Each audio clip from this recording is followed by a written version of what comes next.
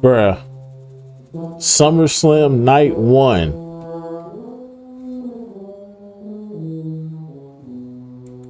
SummerSlam night 1.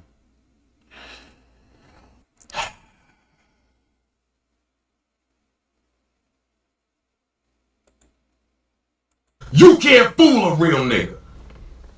You can fool them. You can fool the people that are not paying attention.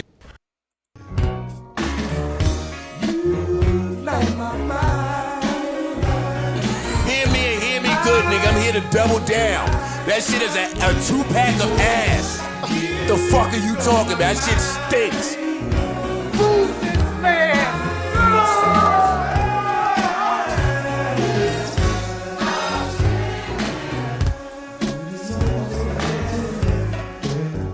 Get this sorry ass nigga out of here! You suck! Hell no! Trash ass nigga! Halfway! Halfway! Oh man.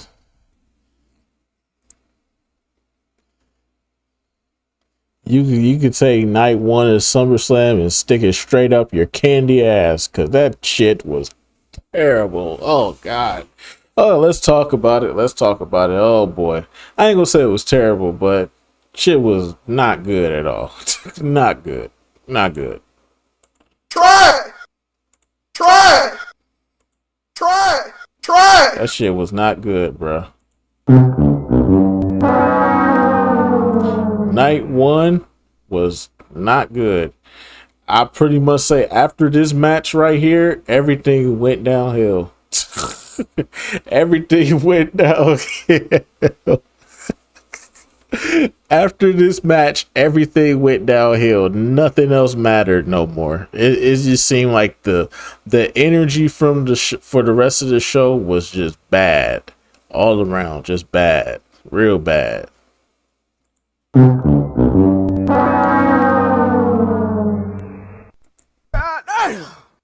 But anyways, though, without further ado, man, let's get right into this, man. Night 1 to SummerSlam. I'm gonna do night 2, but it's probably gonna get done on Tuesday. I don't record on Sundays because I work doubles on Sundays, so ain't gonna be no night 2 tomorrow. So don't be expecting on Monday for there to be a night 2. I work doubles. I get off at like 8 o'clock in the morning. Fuck no. Now this SummerSlam event has been a weird one, honestly. The build to it didn't make it feel like a grandiose event. The vibes were off. It didn't feel like the event was close until the Raw before SummerSlam. But WWE decided to make it 2 nights. Why? Money. Anything you ask, if there's always a question, just look at the financial aspect. That will give you the answers. In this case, 2 nights means 2 big events sold out at MetLife Stadium. I don't know if it's sold out, but it's a lot of people in the stadium regardless. It kind of ruins the event, honestly, because I don't see why SummerSlam needs 2 nights. You know, I'm good off seeing Cardi B 2 nights in a row. I'm good off seeing some filler matches, but at the end of the day, it is SummerSlam, and it's also a time where WWE tends to give you the next big storylines for the next few months. Even though I wasn't that hyped for this event, at the end of the day, I remembered it's SummerSlam. Alright, the Bloodline, Jey Uso and Roman Reigns faced the Bronze, Braun Breaker and Bronson Reed. I would have hoped to see a singles match between. He didn't even get his shoes back. That's how bad. Because I was looking at the end of the match like, bruh, Roman ain't even get his shoes back. What the fuck? Like, he got to snooze. How you get your shoes snatched off your feet on Monday Night Raw, but you don't get them back at SummerSlam? What the fuck? Roman Reigns and Braun Breaker, but I guess it's not too far out. As it pertains to Roman Reigns, he still hasn't apologized to Jey for his actions in the past, but he's family, so it's water under the bridge. Sometimes it works that way. Roman Reigns and Jey Uso combined garnered the reaction of an entire city. This is what I mean, bro. Some of y'all niggas don't pay attention to story, bro. He gotta apologize to. Why does he have to apologize to Jey? But then at the end of the match, he sacrificed himself so Jey could win the match. Can we tell? Are we paying attention to the story, or are we just here to critique everything WWE does? It's like sometimes some of y'all need to really pay attention to the story and what's going on in the ring, because sometimes what they do in the ring is actually telling a story. But y'all don't be paying attention because you low vibrations, two-dimensional thinkers. You don't see the bigger picture here. I see what everything that goes on. Y'all keep talking about he still never apologized to Jay. He never apologized to him, but he did the yeet with him. You know what I'm saying? He did the yeet with him. And then he sacrificed himself at the end of the match so Jay could win the match. Jay is the one that got them to win. So as far as I'm concerned, there's no need to apologize. The story writes itself. What the fuck? It's crazy how far Roman's come since being booed, and then we got Jay dancing in the middle of the match. Like, bro, buddy fixed things fast. The build for this match ended up being solid and also showed that Braun and Braun gotta chill with these shoulder tackles, bro. I don't know. I think he might have hit Roman Reigns a little too hard because Roman Reigns was hit. Roman Reigns, he fell to the ground. He was like he was in pain. Braun gotta chill with these shoulder tackles, bro. He gonna fuck around and end up dislocating his shit, bro. You gotta chill. Braun were actual threats. It's unfortunate how Rollins got injured, but it's really allowed for WWE to actually focus on these two. Breakker during this one had some sort of brain damage, and at times he destroyed Jay, but in other times he hurt himself. He was going insane and looked like a lunatic the entire time. I don't know if the spray tan's gotten to his head, he has a beast stuck in his head, but ever since then he's gotten crazier in ring. Reigns saw some of this and actually tried matching. He soared the air casually and Roman overshot this motherfucker. Hey, I appreciate him doing the dive, but brother, you overshot the fuck out of that. Luckily, I don't know how the fuck he did it. Cause the shit was cold how he did it though.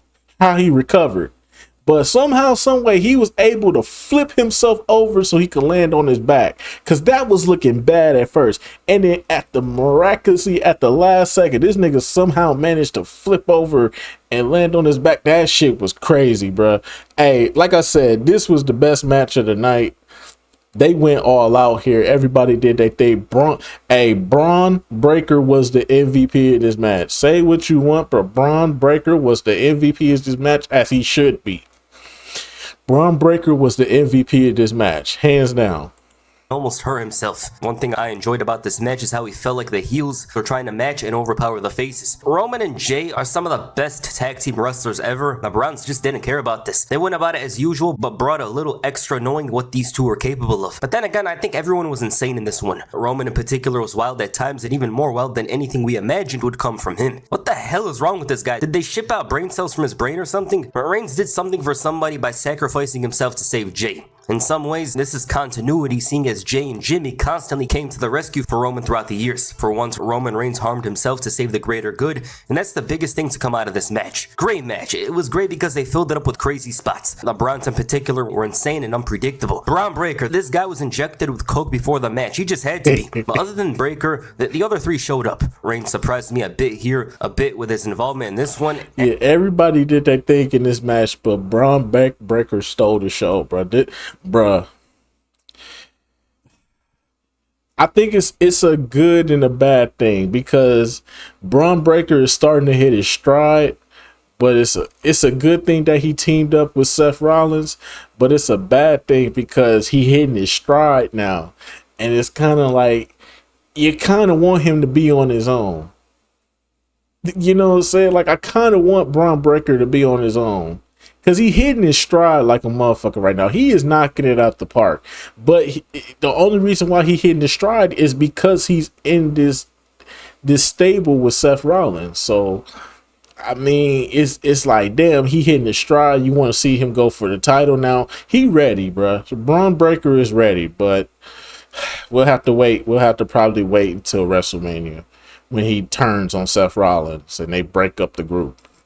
If it may be this year, maybe at the upcoming WrestleMania, it may happen at next year's SummerSlam. Wherever they decide to make him turn his back on Seth Rollins, they need to immediately push him to the title. He is ready. He is ready to take over, bro. Braun Breakker is ready. Put him in the title picture now. And by the looks of it, I guess we haven't seen the very best of him. He's always aura farming and disappearing, but it makes moments like this bigger. The Judgment Day, Roxanne Perez and Raquel Rodriguez. I ain't gonna lie, I used the bathroom. This was I came back right at the end, bruh. when Charlotte big booted Raquel, and then Alexa Bliss hit the Sister Abigail, whatever the fuck you call that shit. And 1, 2, 3. I came right back at that point. I went to go take a big dookie.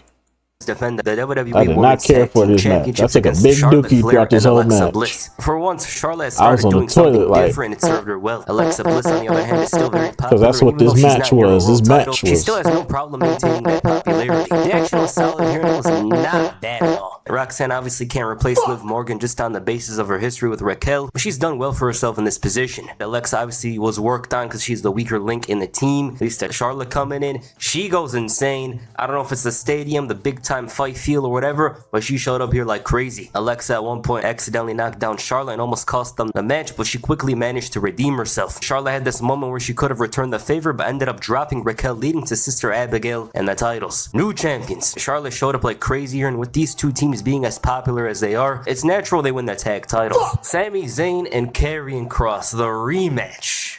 I ain't gonna lie. I went to the break room to go get me something to snack on. Hey, bruh, this shit was not amusing me, bruh. I came back, I watched some of it. I say this match was a lot better than the one they had at, I believe, what was it? Night of Champions? Yeah, the match they had at Night of Champions, ass. 2 packs of ass. That shit was straight garbo. Hell no. Trash ass nigga. That shit was straight garbo. But other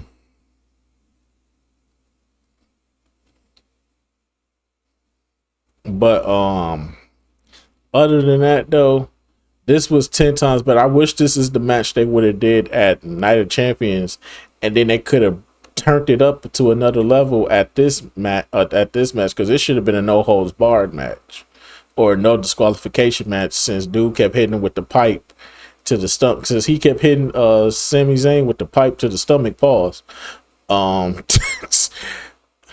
Like if that's the case, then just turn it to a no disqualification match. They didn't do jack shit.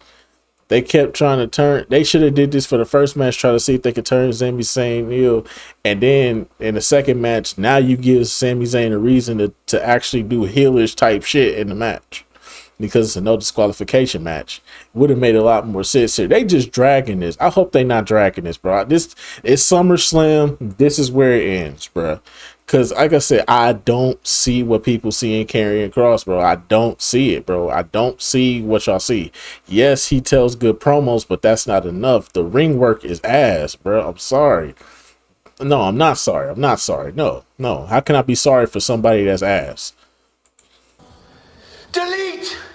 Delete. Delete. Delete. Delete. Delete. Delete. Delete. Delete. Nah, bro. Karrion Kross, yes, he does have good promos, but his ring work. Get this sorry ass nigga out of here! You suck! Get him out of here. Trash. Straight doo-doo juice.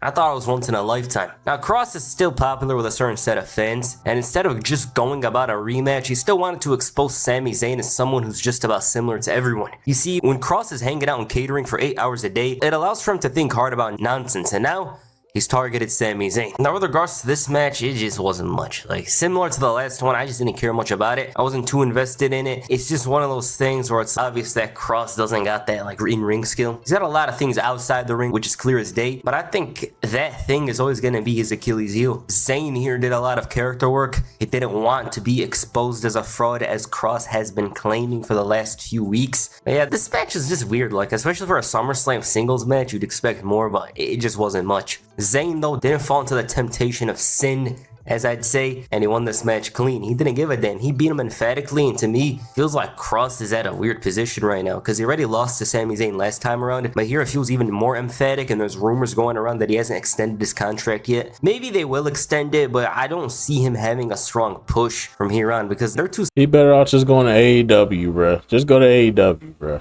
It's best at this point, bro. My brother in Christ, just go to AEW, bro. Ain't nothing over here in WWE for you, bro. Like, I think AEW will fit you better because they seem to like people who tell good promos and put them in matches, even though they can't wrestle a trash can. But still, I think AEW is the best place for them at this point. Because it's not. I don't see what y'all see him. All just because you tell good promos, but your ring work is ass. That's not good. And this is the big leagues. You gotta understand. WWE is the big leagues. This ain't no second rate wrestling promotion. This is the biggest wrestling. This is the most popular, most biggest wrestling promotion in the entire world. You come with it or you get left behind. And at this point, Karrion Kross, you got the character work, but the ring work is ass. Just head to AEW, bro. Go play in the minor leagues, my nigga. This the big leagues. You go hard or go home. Point blank. Period. I don't see what y'all seeing Karrion Kross, bro. It's a no for me, dog. It's a no for me. Goodbye. Good riddance. Scared to even have him beat Sami Zayn. Now Zayn's off to do something different, thank God, by the way, because like I'm looking forward to anything he does from here on. Clearly it's going to be of much more importance than the side quest with Karrion Kross, but it's past, so there's that. Tiffany Stratton defends the WWE Women's Championship. This was a letdown right here. This is what really hurt my heart the entire. This what hurt me. This what hurt my heart the entire night. I ain't gonna hold you, bro. This match right here hurt my heart the entire night. I was like, okay, they got this match out the way. They got the boring matches out the way. Okay, now we got Jade Cargill about to step up.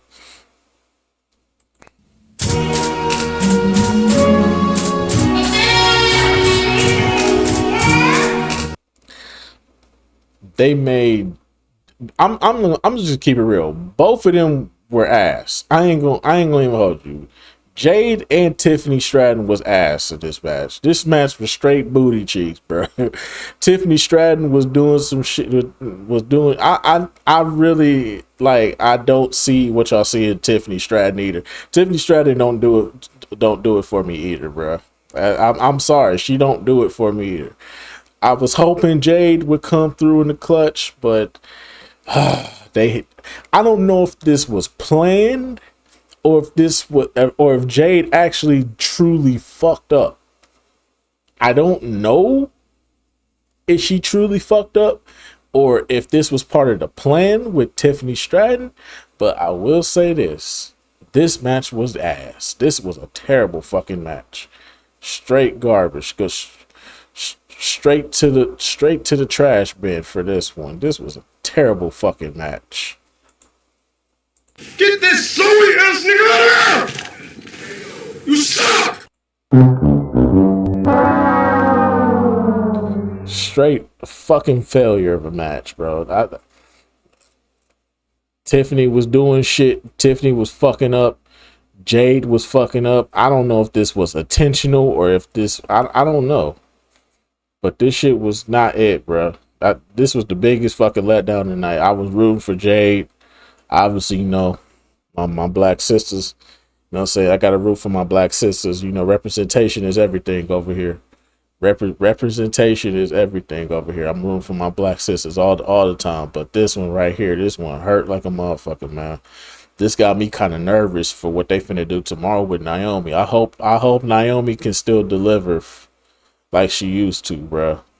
Because you know me, man. I root for, you know, Black queens forever, snow bunnies never. I said black queens forever, snow bunnies never. I said black queens forever, snow bunnies never. But still though, like I said, bro, I could see if Tiffany Stratton was good. Tiffany Stratton is not that good, bro. Like she's mid at best. She average with the wrestling, bro. Niggas only fuck with her because they think she cute. It's a no for me, dog. I don't see y'all niggas find her attractive. Me, hell no. Ugly a motherfucker. But anyways though, yeah, bro. This was a big disappointment, bro. This ruined my entire night, bro. This ruined the rest of the pay-per-view for me, bro. I did not care no more about this fucking pay-per-view after this match. This shit was terrible. First, Jade hit her finisher, then rolled her, then tried to go for the pin, and somehow miraculously her foot was fucked up so bad that Tiffany Stratton's foot was touching the rope, so she had to break up the pin. Then she tried to do it from the goddamn turnbuckle, but Tiffany Stratton reversed it. That was a pretty good reversal. I ain't gonna lie, that was a pretty good reversal. I'm not hating. That's a pretty good reversal, but still, Tiffany Stratton is an average wrestler, bro. I'm telling you. I think she can improve, though. I definitely think she can improve. I think there's room for improvement with Tiffany Stratton. I think she can be a great wrestler going forward. I'm not saying that she's just gonna be fucking terrible her whole career, but as of right now, she just mid to me as a wrestler right now. Not really doing it for me in the ring. I don't really see anything special from her. I don't see what you get from a Rhea, a Bianca, a Io, shit, a Kairi Sane, a Asuka. I don't see shit. Even Charlotte. I don't see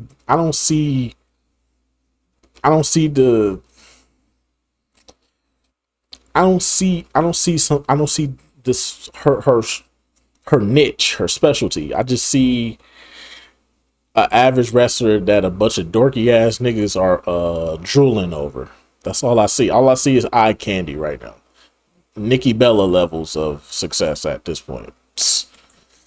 Championship against Jade Cargill. In terms of ring experience, this is one of the most insane title matches you'll see at SummerSlam. I didn't really put much thought into it, but once it came down to it, I realized this was Tiffany Stratton and Jade Cargill. They're not as experienced as the others. I didn't have high hopes for this one, honestly, but they made the most out of it. They went all out with the moves and the big spots, and they of course hit the limitations, but it was a good match. Tiffany showed up here, and one thing I appreciate is that WWE saw the situation they were in and didn't make the match too long. It wasn't long at all, and on the other side, we got to see a packed, short match. What is surprising is the way Cargill lost. I feel like it didn't match the build. I feel like Stratton was walking to a big storm, but that didn't. Yeah, because it takes away from her being queen of the ring. Like, when you did it last year with Nia ran with that gimmick. She ran with the queen of the ring gimmick. How do we go from here with Jade? Because Jade character is all the way fucked up at this point. Like, at this point, it's damn near damaged. Her I don't know how you go forward with this. I hope that WWE pulls something out the yin yang. I hope they don't try to go back to the Naomi thing. Bianca's still on the shelf. We don't know when she coming back. That finger is still fucked up on her, on Bianca. So we don't know when that's coming back. But if they waiting on Bianca to come back so Jade can do something, so they can push her forward, then I guess we just waiting on Bianca at this point. Because goddamn. Translate into the match, and that's the only issue I have with it, because other than that, this is a pretty good match, especially when you see the situation that WWE booked themselves in. You know, I thought this was going to be a This match was sloppy as hell. Naomi situation, but then she ended up cashing in at Evolution. I don't know where they're going to go with Tiffany Stratton and who's going to beat her, but they've been promoting this undefeated streak for a while now. It seems like they're going to make that into a bigger deal by the looks of it. I mean, they not doing nothing with Bayley. You might as well throw Bayley at her. At this point, I mean, it kind of makes sense. Tiffany did cost Bayley the title at one point, didn't she? That's how Nia ended up taking the title from Bayley, because of Tiffany, if I'm not mistaken. So they could run it back with Tiffany. I think Tiffany versus Bayley would work for a while. You could run that one up. You could run that one into the ground until like Survivor Series. And then after Survivor Series, you gotta stop that. By that point, there should be enough contenders out there for Tiffany Stratton. Or if you took it, or put the title on Bayley and see where it goes from there. They're saying. This was Stratton's best performance recently, much better than the Evolution match, personal opinions. I thought it was a better performance than WrestleMania, and it was a short match, you know. It was suited to her strengths. With regards to Cargill, obviously I don't want to do anything too soon because at the end of the day, she's not ready yet, but the way she lost was a kind of a shocker, to be honest. Randy Orton and Jelly Roll faced Logan Paul and Drew McIntyre. I ain't gonna lie, I drifted in and out of this match. Match didn't pick up till Logan Paul jumped off the fucking tape, jumped off the jumped off the turnbuckle and landed on Jelly Roll onto the table. That's when the match picked up. But the heels coming out on top was pretty solid. I don't have a problem with it, but I do have a problem with it. I have a problem with this match. I don't have a problem with the outcome of the match. I don't have a problem with the heels winning the match. I just feel like, why did we put Randy Orton and Drew McIntyre into this feud when we could have just put Damian Priest and Aleister Black in this position? You could have put because then Damian Priest worked with Bad Bunny. So wouldn't it make sense for him to be the guy that works with the music artists and shit like that? I would have preferred Damian Priest and Jelly Roll work together versus it being Randy Orton. I think Randy and Drew can tell a story on their own. Did we forget what happened during the pandemic when these two were feuding with each other? The story that they told, the feud that they had, that shit was fire. That was fire storytelling. That was probably a top 3. Nah, I don't know about top 3. This was like a top 5 Randy Orton performance back in 2020 against Drew McIntyre. The only difference now is Randy is the face and Drew's the heel. You could have told this story without Logan and Jelly Roll. This match sold itself because these two got good chemistry with each other. But when you got to share the spotlight with Logan and a fucking musician, it takes away from it. These two should be in the title picture right now. We don't know what's going to happen with Cody and John Cena right now. We don't know if John Cena actually pulled a 180 on his heel turn or if they just playing with us. We don't know. We'll have to see later on today. We'll have to see later on today when that happens. But as of right now, I hate the fact that they put Drew and Randy in this position, and you could have just put Damian Priest and Aleister Black in this position. You needed to do something with Aleister Black because you didn't just bring him back from AEW for no reason. So it would have been nice to give him this spotlight right here, so that way his name can be out there, so that way the fans can interact with him more, take him a little bit more seriously. Shit, you could have put fucking R-Truth in this situation and this would have worked out perfectly. The fuck? Come on, man. Why did we put Randy here, bro? Why did we put Randy and Drew here, bro? That's my biggest issue with this. Randy and Drew do not belong here, bro. They deserve to be in a number 1 contender match for the right to challenge the number 1 contender at the next pay-per-view, which should be Drew, because I think the next one is Clash at the Castle. So you got to get the Drew one in. You got to get Drew versus Cena in, or Drew versus Cody in, whichever one they decide to go with later on today. I don't know. I can't predict the future, but it is what it is, though, man. I just hate the fact that we put two of the best candidates for title contention in a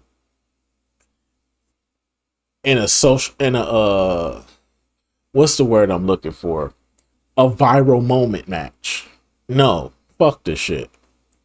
This is one of the most random matches in SummerSlam history. Now, I don't got an issue with Jelly Rolls. It's just WWE cares too much about Instagram and TikTok clips that it affects the shows. With that said, the story was that of Logan Paul feeling like Jelly Roll isn't for the industry unlike him, and they added Orton and McIntyre to it. For some reason, Jelly Roll had me assuming he was the road dog for parts of the match, and he actually didn't look bad in there at all. One thing that's notable is that he actually sold the threat of Drew McIntyre. He made him look scary. Logan Paul was getting some crazy heat here, but that's normal for him. It was a regular tag team match. They just wrestled like it was a house show, and obviously it's not going to be anything special. Poor Jelly Roll got obliterated here. They took him out like it was WrestleMania 30 Dan O'Brien, and I don't know if he heard Imagine Dragons' monster in his mind, but he was motivated to go back and make good on his intentions to team up with Randy Orton. He runs in there, and if I didn't know anything, I think he's an actual wrestler. For a moment, I thought he'd hit a Vader salt, but as always, Logan Paul has to rain on the parade and silence a very loud crowd. It was probably the the loudest they had been on the entire show up to that point. But yeah, solid match. Jelly Roll did not look bad at all. Once again, we gotta say, it didn't look bad. I didn't care about this match at all. But once the bell rang, I'm like, okay, let's watch. Because at the end of the day, we gotta at least give it time to materialize before we hate on it, right? But he didn't look bad in there at all. And there's a fascination. I low-key want to see him in more matches because usually the celebrity wrestlers aren't exactly big guys like Jelly Roll. You know, his chokeslam was great.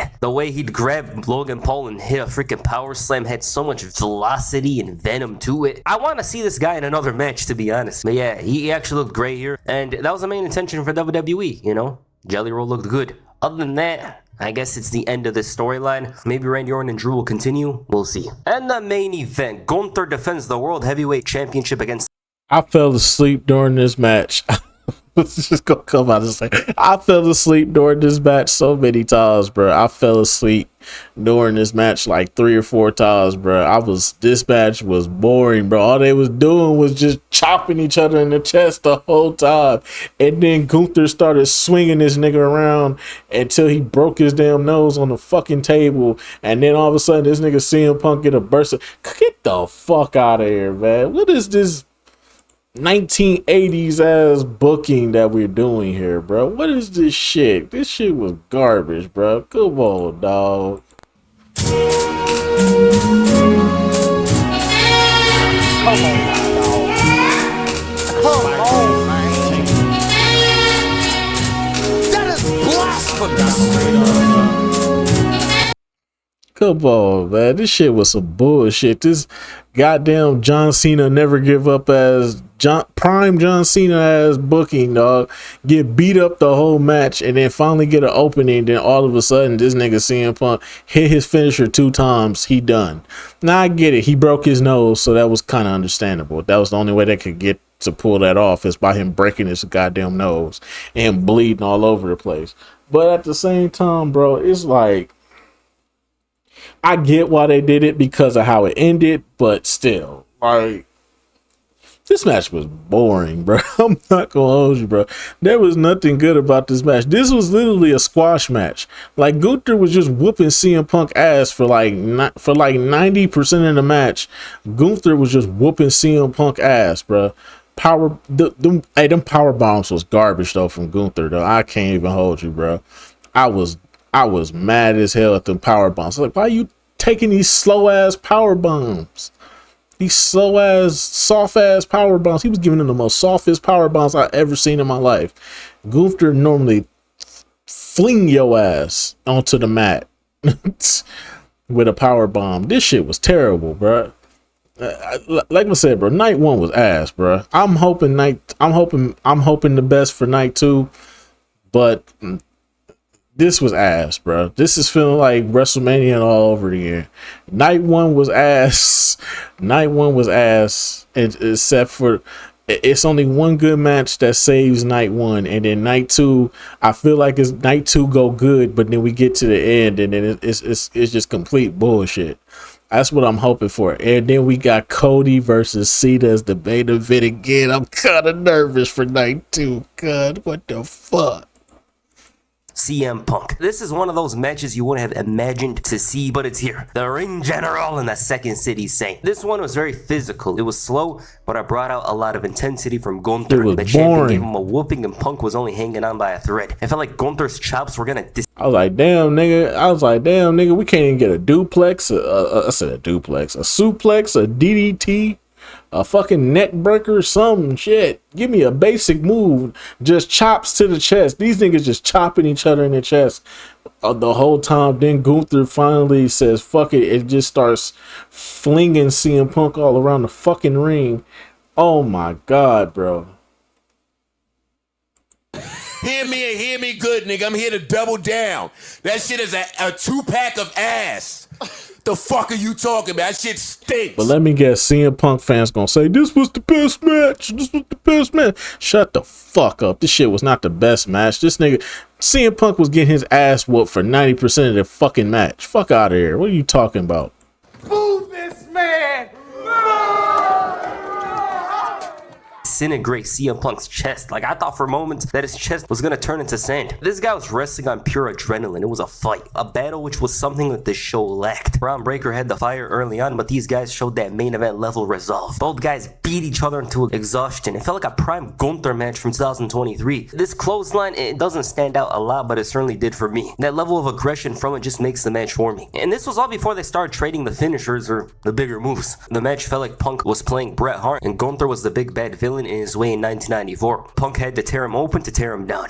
He opened him up and Gunther was struggling. And this was all because of his own doing. He was arrogant. He was overconfident. He was all of that. He had the sleeper but couldn't see a damn thing. Then when he took the GTS, he didn't collapse. So Punk hit another to win his first world championship in 3 years. This was a brutal battle, an affair that left both men bloody, spent, and broken. It was a match that upholds the honor of professional wrestling. Alright, I think I'm doing too much. I'm trying so hard to give it praise, but you should watch it. It reminds me of those vicious battles in 2000's ROH, something that Bret Hart would construct. All of that. It really was a great match, you know. Punk comes out the Fantastic Four gear, goes crazy. Gunther in particular was vicious and violent, and this match could also serve to change his character a bit, because every single time he lost is because of himself. It's never because the other guy was better. It's always because he got confident, he got arrogant and all that. Maybe we'll see a character change or something like that. But CM Punk, for the first time in about, what was it, 13 years, he's a WWE champion. Great match of the night for sure. Punk celebrating, he's all happy, then you hear burn it down. Seth Rollins comes out in the crutches, he's all injured, and then he does this dramatic ass pause and pose before pushing the crutches and cashing in the briefcase. He brutalizes CM Punk. Punk is exhausted, he's worn down from that Gunther battle, and he cashes in. Punk hits the stomp and ends up winning the title. The best thing about this whole fucking match was this moment right here where Seth Rollins cashed in. Best fucking moment of the entire match. This shit was boring. I don't know what bro talking about, bro. I mean, hey man, if this is the type of wrestling you into, then cool. Me personally, man, I seen Gunther do better than this, bro. This was not the best I've seen Gunther, bro. Them power bombs was ass, bro. What are we talking about? Did you see the way he was power bombing CM Punk? That shit was trash, bro. I know somebody gonna be like, but CM Punk is old and his ass shouldn't be wrestling then. The fuck? The fuck is you talking about? Yeah, it shouldn't be wrestling if you can't take a fucking power bomb. Fuck out of here. And successfully cashing in the briefcase. Now, we're not going to say we didn't expect this, you know. This was obvious as day since Rollins got injured, because his injury... This was all I was waiting on. He was holding on to the title. I'm like, please, burn it down, burn it down, burn it down. Then finally, burn it down. Finally, I was like, thank you, shit. Go down there and do what you got to do, brother, so this can end off somewhat on a good note. Because I'm telling you right now, night one was ass, bro. D-. For as real as they tried to make it out to be, it was very strange. What I will say about it is I wasn't too fond of it because he had to cash in once again on CM Punk, and by the looks of it, they're going to have to continue the feud. I had enough of the feud, to be honest. If they end it at Clash in Paris, I'll be a happy man. It feels like it's never ending, you know? We need to see closure. We need to see an ending because Punk and Rollins, they got more to deal with other than each other. But one good thing that WWE did in Rollins' absence is build up Braun Breaker and Bronson Reed. I hope that continues with Rollins returning rather than have those 20-minute promos where Rollins is trying to beat 2003 Triple I'm still trying to figure out how Roman didn't get his shoes back, though. H. Like, we're good off that. You know, continue doing the Braun and Bronson Reed thing. Then again, I don't think these was Roman shoes because these was too big. I was like, nah, these gotta be Bronson. This gotta be Bronson Reed shoes because ain't no way Roman Reigns' feet ain't that big, bro. And have Rollins do whatever with the championship. Now that Rollins has cashed in, it does open way to the main event tomorrow. Tomorrow's John Cena and Cody Rhodes. Perhaps that'll have a huge ending to it, seeing as it's SummerSlam night 2. Only time will tell. With Rollins out of the way, there's a couple of options for them to go with the Cody Rhodes main event. I personally hope he doesn't turn heel, but that's an option clearly, seeing as John Cena technically turned face last night. I think John Cena is going to revert back to a heel. I think he was just playing in our face. And he gonna revert back to the heel. He gonna do his shit, and I think that's what's gonna happen. If they literally pulled a 180 on John Cena off just randomly, like it didn't happen off consequence, it happened off just random. They just randomly turned him back to a face, and then Cody Rhodes goes. This is some of the most terrible booking I've ever seen, bro. Turn heel. Maybe they could do a good guy versus good guy thing and have Cody and things on top or even lose. We'll see. But with regards to this main event, tremendous one. You have to watch if you haven't because it's one of WWE's best matches in the entire year. It was Gunther of 2022-23 going up against CM Punk, Old Man Punk, who brought out his very best. All right, that's SummerSlam. This was a good event, honestly. Like, I'm not gonna lie to you guys, not a bad event at all. The only issue I have with it is the fact that it's 2 nights, because if this was a 1-night event, it would have been amazing. You know, we have some great matches going on tomorrow for night 2, and if they combined them just to have 1 night, it would have been better off, but they didn't. It wasn't a bad show, but when you see MetLife Stadium and all this big spectacle, you expect something more from it. You know, it wasn't a big SummerSlam event. It was good, but it wasn't as SummerSlam as you think it would be. So yeah, match of the night is definitely CM Punk versus Gunther. Why? Fuck no. Match of the night was Roman and Jay versus Braun and Braun. Okay, that was the match of the night. Everything else after this, ass, straight ass. Hear me and hear me good, nigga. I'm here to double down. That shit is a 2-pack of ass. The fuck are you talking about? That shit stinks. And watch somebody come in and be like, you gotta stop with that negativity. Incomplete! Bitch ass nigga! You gotta stop it with that negativity, bro. It's not how it's supposed to be, bro. I'll just be, shut up. It's always gotta be somebody. You have to stop with that negativity. I'm not being negative. I'm giving my opinion. Do you want my opinion or not? Or just because it's not what you wanted to hear does not mean that I'm not out here giving my opinion. I'm giving y'all my opinion. It's just that it's not what you want to hear. You want to hear me praise CM Punk. You must be new to this channel. I don't fucking like CM Punk at all. So even with the hatred, I still will give CM Punk credit. He had a 10-time better match with Drew Holiday. What the fuck? Drew Holiday's a basketball player, sir. Drew McIntyre last year in that Hell in a Cell, that shit was 10 times better than this. This shit was ass. They was just slapping each other, doing submission moves the entire time. Gunther was pretty much beating this nigga ass for 90% of the fucking match. And then the moment he broke his fucking nose, this nigga hit 2 GTSs and that's it. Fuck out of here, bro. Fuck out of here. We could have did better than this. This first great ass booking that Triple H is doing. Trash. Straight trash, bro. Fuck out of here. Get this sorry ass nigga out of here! You suck! Fuck out of here, bro. This shit was straight trash. I'm gonna end it right here because this show night 1 is a D-, bro. This shit was straight trash, bro. Everything after the Roman Reigns match was straight ass, bro. I lost complete interest in this. The match with the tag team match, the tag team match with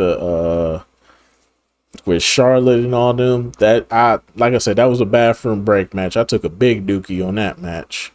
Karrion Kross, I went to go get snacks. The Jelly Roll one, it didn't really pick up until Logan Paul did the table spot. Tiffany Stratton and Jade Cargill ruined the rest of my night for this fucking pay-per-view. And the main event was trash up until Seth Rollins came out. Once Seth Rollins came out, that's when this shit became good. Other than that, though, this shit was trash. D-. Anyways, though, we'll have to see what night 2 is. Like I said, I have to get that to y'all on Tuesday. So yeah, man, make sure y'all come back for night 2, man. Hopefully night 2 is better. I'll see y'all then. Till then, peace out.